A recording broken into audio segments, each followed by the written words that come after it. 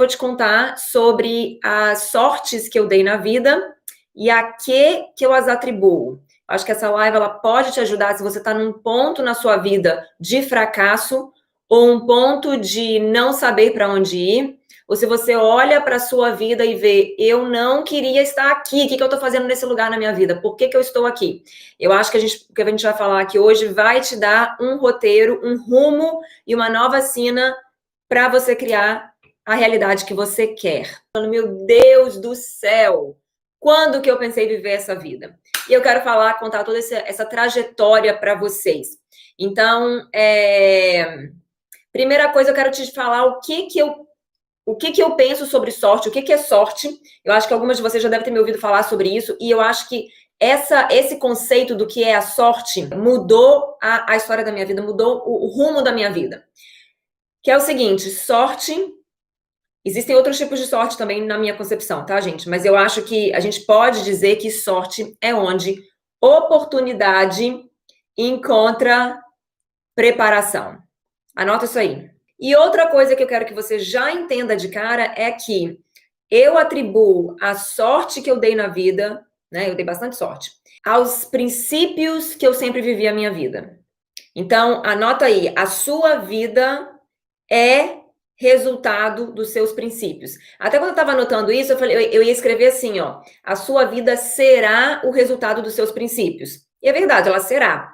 Mas o que você está vivendo hoje já é resultado dos princípios que você tem aplicado até aqui, tá? Sempre que eu falo de princípios, as pessoas querem saber exatamente o que eu quero dizer com essa palavra. E eu vou te explicar. Princípios, para mim, são os valores dos quais a gente não abre mão. Então, eu vou te contar no decorrer da minha história aí, de como que eu vim parar nos Estados Unidos e tudo mais, alguns valores dos quais eu não abria mão, de jeito nenhum. E eu acho que, é claro que a base, a família que eu fui criada, né, os recursos dos quais eu pude aproveitar, né, dos meus pais, dos meus familiares, me ajudaram nesse não abrir mão dos meus valores, mas eu quero que você note no decorrer da minha história que houveram valores ali dos quais eu não abria mão. E é por causa desses valores, o jeito que eu vivi esses valores, que eu estou exatamente onde eu estou hoje. Essa história começa quando eu tinha 23 anos, eu acho, 23 anos, quando eu me formei na Faculdade de Farmácia na Universidade Federal de Juiz de Fora. Comecei com muita certeza, toda empolgada, e foi passando o tempo, eu fui vendo que aquilo ali não era o que eu queria. Só que também eu não sabia o que eu queria. Então, eu estava numa situação assim, eu sei que eu não quero farmácia, eu não quero ser farmacêutica, eu não estou gostando disso, está muito difícil, está muito complicado, não é o que eu quero na minha vida, mas o que eu quero? Não sei. Então, se eu não tenho certeza absoluta do que eu vou fazer, né, a próxima coisa que eu vou fazer, eu sigo fazendo aquilo que eu estava fazendo. Por que eu faço isso? Porque, veja bem, se eu olhar para trás, eu estava lá com meus 19 anos, né, começando a faculdade, não gostando da faculdade, mas não sabendo o que eu queria fazer. Se eu saísse da faculdade naquele momento, né, e eu não estou dizendo que eu sou contra você mudar de destino, de jeito nenhum. Se eu tivesse decidido, não, eu quero moda, eu quero fazer moda, ou então eu quero fazer administração, eu quero administrar, aí eu teria trocado. Mas eu estava na incerteza, eu não sabia o que eu queria, né? Olhando para trás, se eu tivesse parado a faculdade de farmácia e começado uma outra coisa que eu também não sabia se eu ia querer, eu acho que teriam grandes chances de novo, eu me frustrar com a próxima decisão, que eu não tinha certeza, né? Eu ia me frustrar com aquilo e parar de novo no meio do caminho. De forma que eu poderia chegar no decorrer, no final de 5 anos, e ao invés de eu ter um diploma, ao invés de eu ter encerrado um ciclo, né, e poder ir para a próxima parte da minha vida, eu não teria nada. Então, eu ia para trás, eu ia ver lá 3 fracassos, 3 tentativas. Mas, Luísa, você passou 5 anos da sua vida infeliz, triste. Gente, se você olhar para trás e ver 5 anos, não é tanta coisa assim. E foram 5 anos que, sabe o que eu aprendi? Eu aprendi que eu não paro no meio do caminho. Eu aprendi que eu vou até o final. Eu aprendi que eu sou capaz de fazer, mesmo que eu não esteja gostando. Quer aprendizado melhor do que esse? Porque terminando ali a faculdade, e se você ver uma foto minha do dia da minha formatura, eu tô com um sorriso amarelo, eu tô segurando o diploma na mão e eu tô assim, na minha cara você vê assim, sabe? O desespero que eu tava. Porque eu não sabia o que eu ia fazer com aquele diploma, eu não tinha um plano, eu não tinha um rumo, eu não tinha essa empolgação com a vida que eu tenho, que vocês veem agora, eu não tinha isso. Eu não tinha segurança, eu não tinha autoconfiança. Eu sempre fui muito sincera, né? Mas esse fôlego, esse gás, essa determinação, esse acreditar que eu vou conseguir, isso não me era peculiar lá nos meus 23 anos. Então, eu estava naquele desespero. E aí, me formei e fiquei, meu Deus, o que eu vou fazer? O que eu vou fazer? E aí, fui morar com meu pai falou, não, tá de boa, não preocupa com isso, não. Você ainda tem tempo ainda. Isso porque ele passou a minha faculdade inteira me pressionando. Quando você formar, vai parar de ter pensão. Meus pais são separados, né? Assim que você formar, você vai sair da minha conta. Vai ser uma beleza, vai ser um alívio, né? Ele falou a faculdade inteira, ele falou esse tipo de coisa. Quando eu me formei, eu acho que ele viu o desespero na minha cara e lembrou de como que era quando ele se formou também. Eu acho que, né, caiu a consciência dele.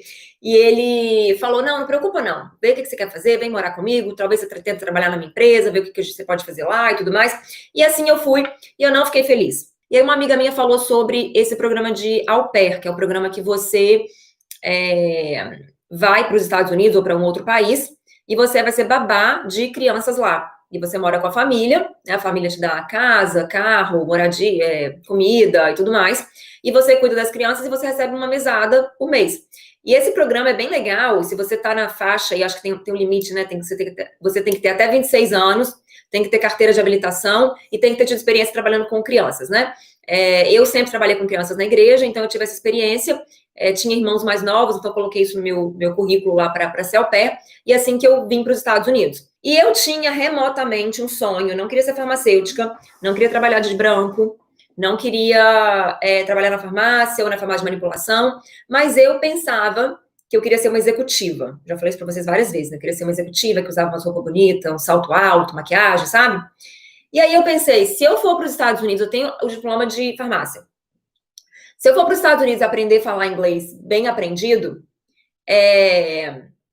eu acho que eu poderia voltar, na minha cabeça, né? Voltar e pegar um programa de trainee numa multinacional no São Paulo. Falei, isso que eu vou fazer. E aí, com muito custo, convenci meu pai de me deixar vir ser babá nos Estados Unidos. Né? O custo para o programa de au pair não é muito alto, então essa parte era tranquila, né? Eu não me senti mal de colocar mais esse peso no meu pai.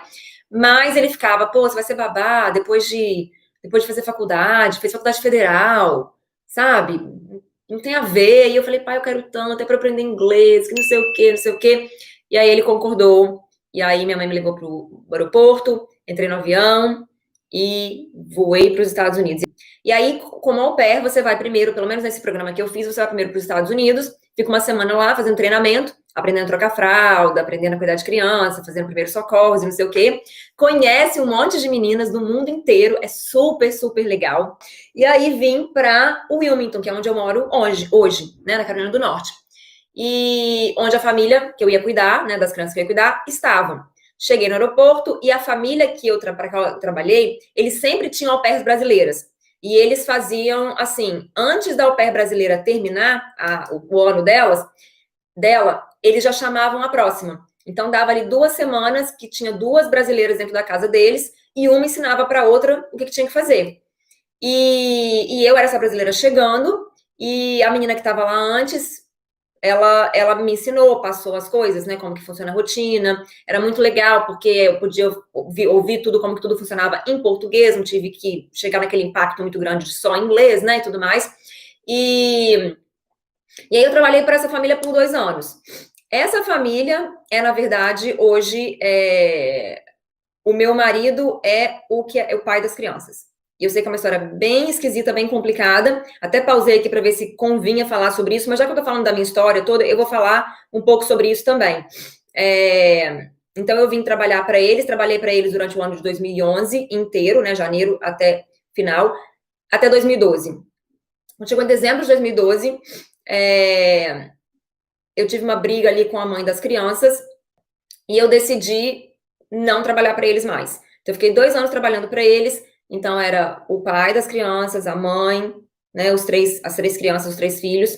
Me dei super bem durante os 2 anos que a gente estava lá. Super bem. Eles eram super legais comigo, super respeitavam, sabe? Não era nada daquilo, tipo, de você ser babá, de você ser cidadão de outro país, de terceiro mundo. Não tinha nada disso. Era um respeito muito grande, uma convivência muito maravilhosa. Aprendi muitas coisas deles. E quando eu vim para cá, só para dar um contexto um pouco maior para vocês, eu era cristã evangélica.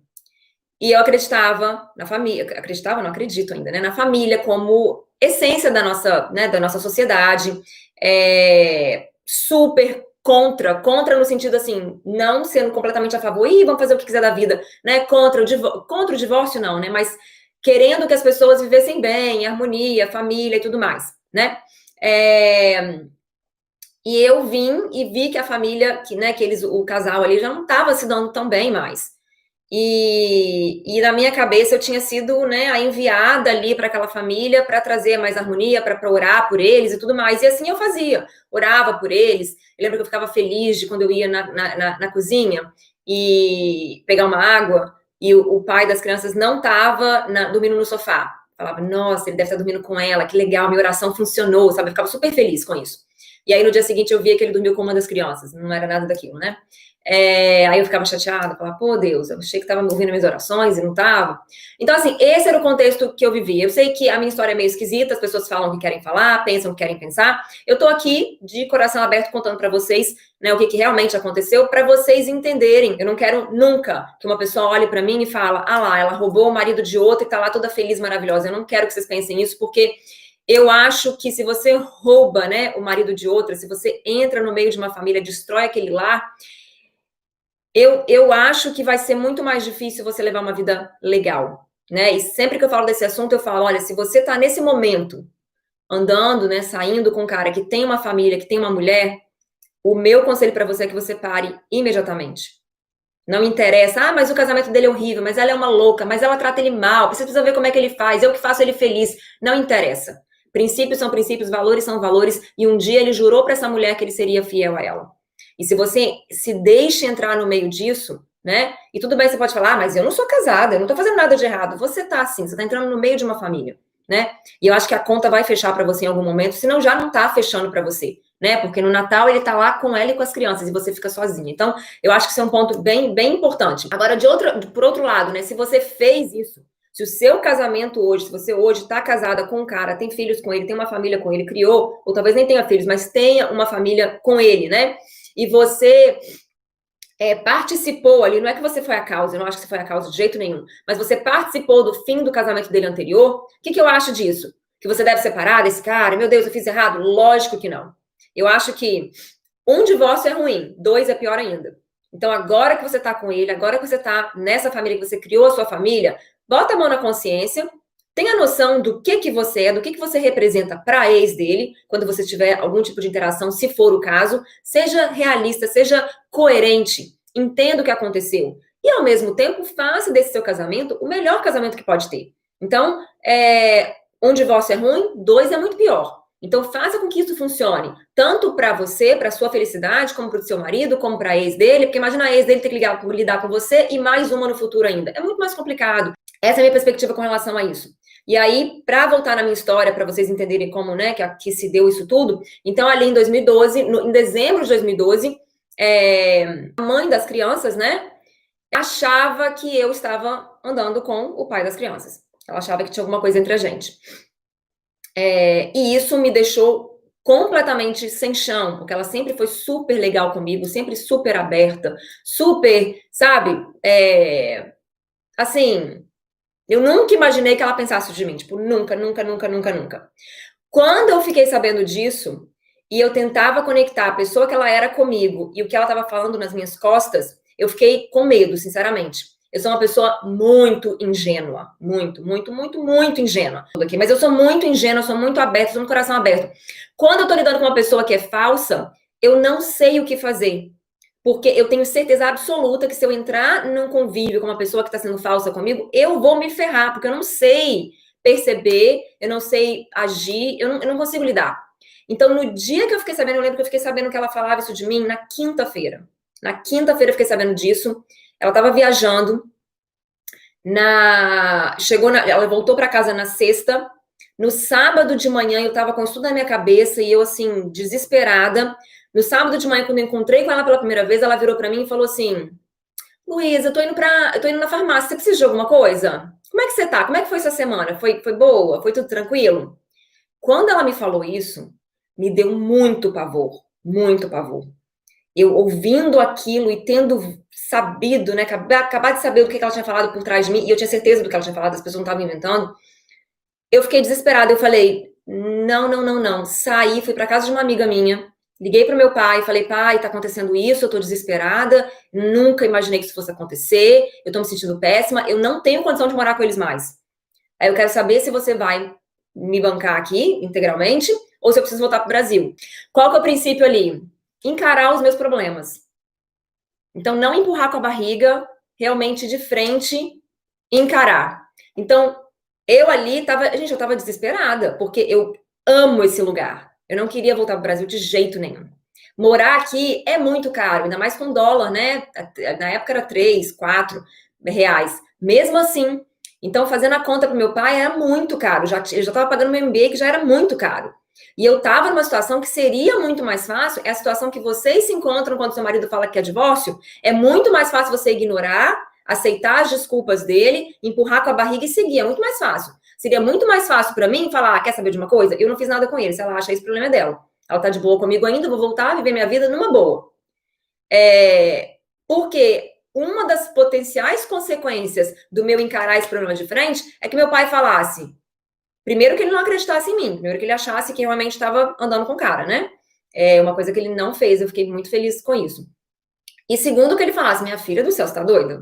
Tem que comprar carro, tem que pagar aluguel, pagar tudo, não vai ter uma melhor condição. E um princípio que eu tenho é esse, e isso eu aprendi da minha mãe, a gente sempre encara os nossos problemas de frente, a gente sempre vai atrás da solução, a gente sempre é honesta com os nossos princípios, nossos valores, né, com aquilo que a gente está fazendo, a gente sempre limpa as coisas, a gente não vai empurrando para debaixo do tapete e empurrando com a barriga a vida.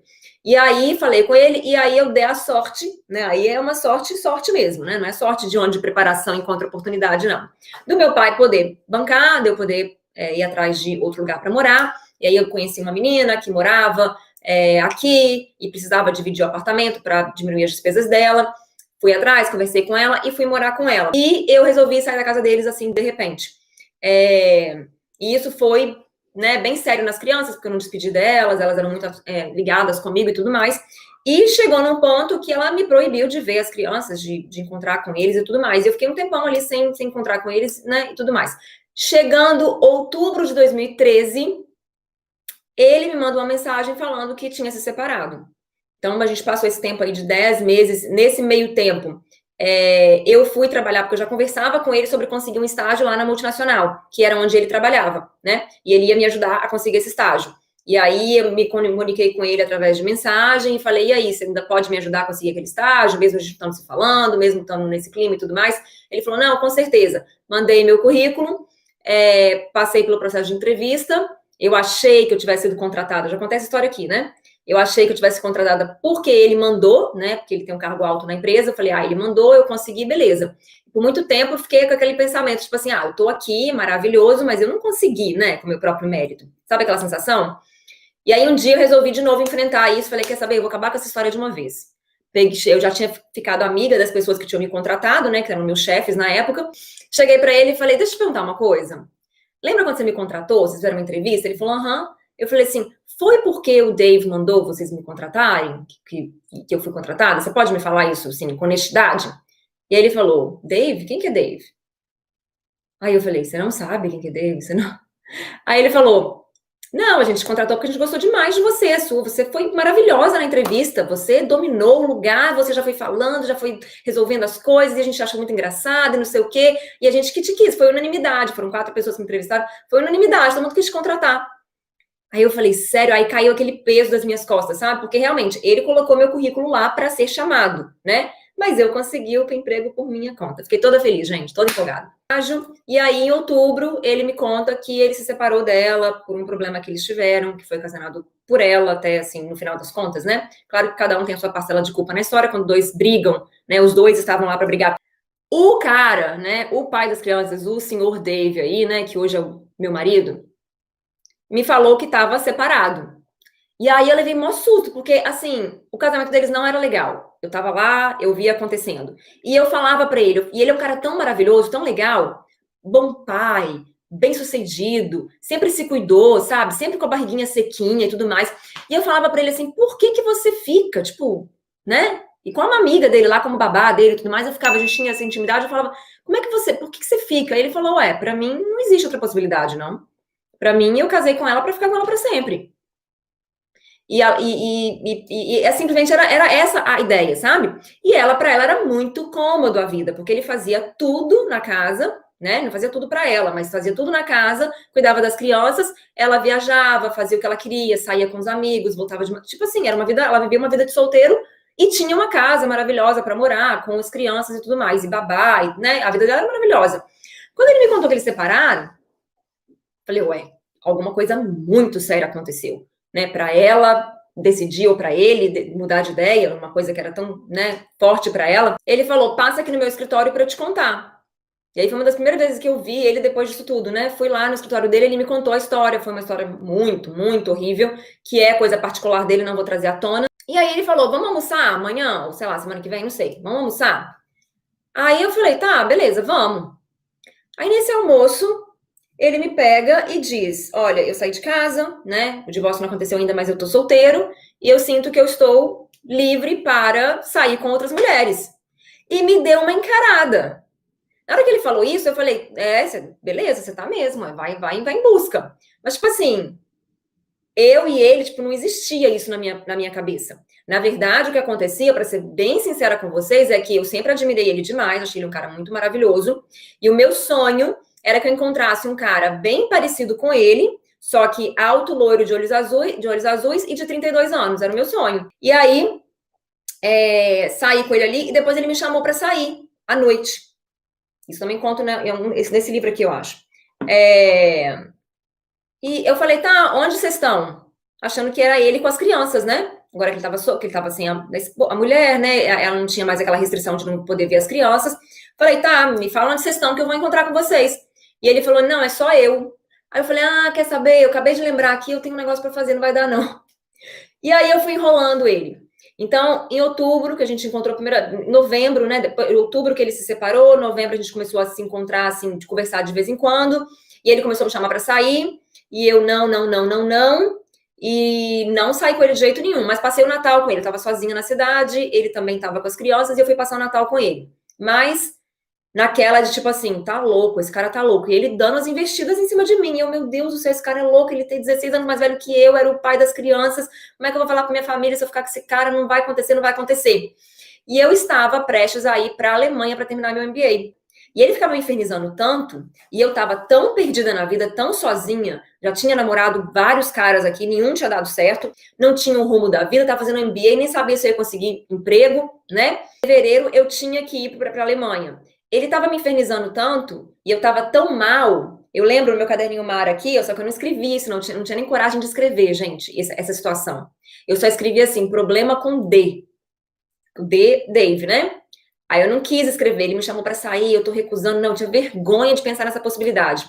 Tinha medo até de escrever, de alguém ver algum dia, porque para mim não era uma coisa que nunca ia acontecer. Era só uma situação difícil que eu estava passando naquele momento, eu ia conseguir superar, nunca encontrar com ele, nunca ficar com ele, e eu ia seguir, eu ia para a Alemanha, eu ia encontrar um alemão brasileiro, a gente falava brincando com as minhas amigas. A gente vai encontrar German Brazilian, né, um alemão brasileiro, que ia ser muito maravilhoso, eu ia me casar com ele, meu conto de fadas ia começar, né? A gente imaginava essas coisas. Ele tava me enchendo tanto saco que eu falei, quer saber, eu vou pra Alemanha mais rápido, eu vou em janeiro. Então eu fui mais rápido que eu consegui, sair daqui para eu me sair dessa tentação, dessa coisa. Eu tava na situação que meu visto expirado, tinha 3 meses. E aí, eu fiz uma coisa que é um pouco diferente do que geralmente eu faço. Mas eu acho que foi bem legal ter feito isso. Eu falei, quer saber? Eu nunca fiz nada de errado, assim, na minha cabeça, na minha vida, sabe? Nunca fiz nada de errado. Eu sempre fui aquela menina que, nossa, eu não colava na escola. Na faculdade, todo mundo colando, eu não colava de jeito nenhum. Eu era aquela menina que era super obediente, eu tava sempre com a minha mãe. Eu não fui aquela adolescente que rebelde, sabe? Que não queria ficar com a mãe mais, não tinha nada, eu tava sempre com a minha mãe, sempre orando, sempre na igreja, dava dízimo, não fazia sexo com meu namorado. Eu era assim, super certinha, sabe? Em todos os aspectos. E aí eu falei, quer saber? Eu vou fazer uma coisa doida. Eu só tenho 3 meses nesse país. Lógico que não vai acontecer nada sério com esse cara. Ele é 16 anos mais velho que eu. Nunca vou poder contar pra minha família que eu tô com o pai das crianças que eu cuidava, gente. Não tem a menor condição. Todo mundo vai achar que eu destruí o casamento deles, né? Então, assim, quer saber? Eu vou fazer o seguinte. Eu vou aceitar de sair com ele. Vou sair. Fazer o que eu quiser. Numa boa. Viver uma loucura. Tava verão, era junho. Voltei da Alemanha em junho de 2014. Verão. Ele tava morando na praia. Numa casa com um barco nos fundos. A gente, uma lancha, né? A gente vai sair de lancha, vai pras ilhas, eu vou curtir, sabe? Vou curtir, fazer uma coisa doida, não vou contar pra ninguém. Vai chegar julho, agosto, setembro que acabava. Acho que 30 de setembro vencia o meu visto. Vai chegar setembro, eu faço minhas malas, vou pro Brasil, começo minha vida lá do nada, ninguém vai ficar sabendo, vai ser só uma loucura que eu vivi na minha vida. Era loucura, mas não era errado, vamos dizer assim. E eu acho que rola de vez em quando a gente fazer umas coisas dessa na vida. Desde que não faça o que é errado, tá, gente? Não vai pro lado do errado, não, porque aí você vai se ferrar. E eu fiz essa loucura. E, gente, quando eu saí com ele a primeira vez, quando ele me encostou a primeira vez, quando a gente deu o primeiro beijo, foi uma coisa surreal. Eu falei, eu tô errada, porque eu tô apaixonada com esse cara já. E que isso? Como é que eu vou fazer? E aí, a gente combinou que a gente ia ficar, não ia contar pra ninguém, pras crianças, nem nada, só pra ver o que ia acontecer. Com uma semana, ele tava pegando a minha mão na frente de todo mundo, falando pras pessoas quem eu era, que a gente tava namorando, contando pra todo mundo. E aí eu falei, meu Deus do céu, aí eu me sinto muito mal. Porque eu falei, eu não falei pra minha família, ninguém da minha família sabe. Isso assim, um dia que ele tinha feito isso, eu já fiquei desesperada, né? E ele tá aqui contando pra todo mundo que eu sou namorada dele, que a gente tá junto, que não sei o quê. O que eu vou fazer? Liguei pra minha irmã, Juliana, né? Minha irmã é a pessoa que eu preciso autorização pra fazer tudo. Liguei pra ela, ela falou, não acredito. Que coisa ridícula, que absurdo. Onde você tá com a cabeça? Não, você tá muito doido, tá muito doido. Aí eu fiquei muito mal com aquilo. Falei, pô, a minha irmã não concordou, então tá errado o que eu tô fazendo. Não é só uma loucura, é uma coisa errada, né? Pra mim, tava muito perdida. E aí, eu falei pra ele, eu falei, olha, eu tô muito confusa, minha irmã não concordou, eu tô achando que eu tô fazendo uma coisa errada, o que que eu tô fazendo aqui? Você devia voltar pra sua mulher, essas 3 crianças aqui vão crescer sem a mãe perto, que não sei o quê, vamos. E aí ele falou, vamos fazer o seguinte, então, vamos trazer sua irmã pra cá, passar uma semana com a gente, e aí vocês conversam melhor, conversam pessoalmente, e vê o que acontece. Aí liguei pra minha irmã, Ju, tô comprando sua passagem, pode vir pra cá, você tem que vir pra cá, que eu preciso te convencer que tá tudo certo, que eu tava muito apaixonada. Ups. Tava muito apaixonada. Aí, minha irmã veio. Ela passou uma semana com a gente, viu como que a gente estava e tudo mais. E no final das contas, ela falou: olha, eu não faria isso. Eu não me casaria, não ficaria, né? Casaria, não tava falando de casamento ainda não. Eu não ficaria com o cara. Na verdade, tava falando sim, porque meu visto ia vencer. E eu falei assim: a gente tá ficando, não sei o quê, meu visto vai vencer. E ele falou: olha, eu caso com você. Tem possibilidade de você estender seu visto? Eu falei, tem, eu posso estender ainda um pouco mais, mas eu não vou estender, porque não faz sentido eu estender o visto, ficar enrolando, empurrando com a barriga aqui mais 6 meses, depois eu vou ter que voltar para o Brasil de qualquer forma. Então, de novo, meus princípios, encarar as coisas de frente, né?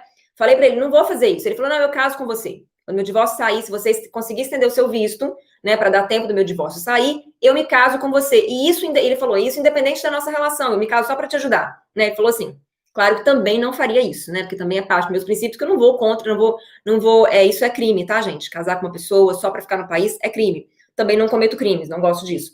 Então eu falei, aí na hora eu falei, beleza, se ele tá disposto a casar comigo, mesmo que não seja por relacionamento, então ele tá querendo casar.